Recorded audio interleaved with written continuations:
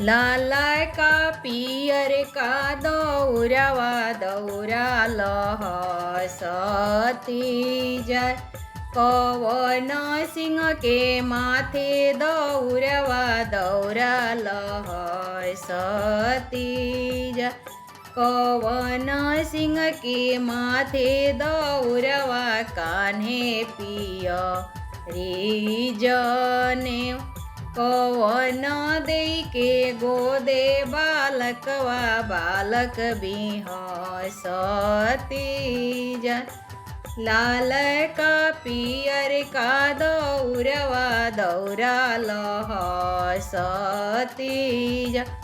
कवन बाबू के माथे दौरावा दौरा लहसती जाय। कवन बाबू के माथे दौरावा कान्हे पियरी जनेऊ।